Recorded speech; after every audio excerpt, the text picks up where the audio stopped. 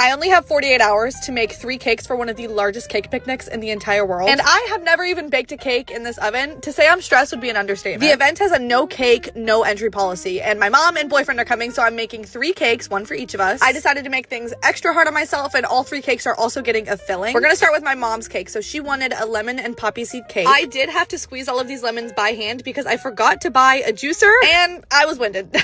I will admit it. It took it out of me a little bit. I really love a lemon and poppy seed cake. I love that there's a little bit of tartness to offset the sweetness. I got my batter going. I did bring Violet to California. I absolutely love her. She's incredible. And this batter whips up really quick. It's a lot looser than I'm used to because there is the added lemon juice. So I do a reverse creaming method, and I feel like it makes for a really light and fluffy cake, which I love. I like to use real lemon juice and zest, and I like that you can see the zest speckled throughout the batter. I usually prep my cake pans before I get my batter going so it's not sitting too long and it doesn't lose the air that I've incorporated, but I totally forgot, so I quickly cut out some parchment, greased my pans, poured in all of my batter, and got it straight into the oven. Again, never baked in this oven, so at this point I'm really just crossing all of my fingers and toes, hoping that it works out. And then with this cake, my mom also wanted a fresh blueberry filling, so I'm creating a blueberry jam. I like to go through all the blueberries by hand, one by one, and make sure there's no stems because I do want to keep the chunky texture, so I don't want to have to strain it later. I add my sugar, my lemon juice, my zest, pop it on the heat, get the kitchen cleaned, all the dishes done. By the time I'm finished with that, the cakes are ready to come out of the oven. Life hack: if you don't want to put your hot pans directly on the counter, just put them on another cake pan. At this point, the blueberries are looking so beautiful. They have a really nice color, and I transfer them to a bowl to come to room temperature before putting them in the fridge. Look at this beautiful, glossy, thick texture. I cooked for a little longer because I wanted the jam to be super set because the cakes will be out in the heat. So if it starts to melt, at least the filling won't bulge out of the sides. You know what I'm saying? Also, look at how freaking beautiful these cake layers are. They baked so perfectly. I'm literally so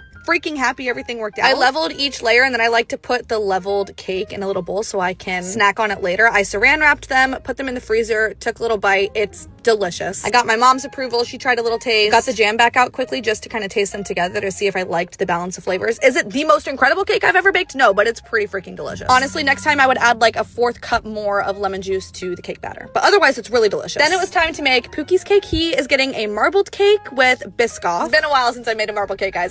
For a second, I was like, what? Literally, what am I doing? I sat there for a second, and then everything just kind of came back to me, fingers crossing it. I made this cake flavor combination for Cassie's book launch, and people told me that they really liked it. I really liked it, so I decided to do it for this. It looks gorgeous. I went to put it in the oven, realized I forgot to put in a cake rod. Cake rods are absolutely life-changing if you're using a larger pan. Just make sure that the same amount of heat is getting to the center so everything bakes at the same pace. Baked it, cleaned the kitchen, took out the cake rod, flipped it over. I'm gonna leave it whole, and I'll cut it tomorrow when I am filling and frosting it. But yeah, it turned out perfect. I'm so happy with it. I still have to bake my cake that I'm really excited about, make the buttercream, another filling, and decorate. There's a lot to do. I'll see you for that. Okay, love you, bye.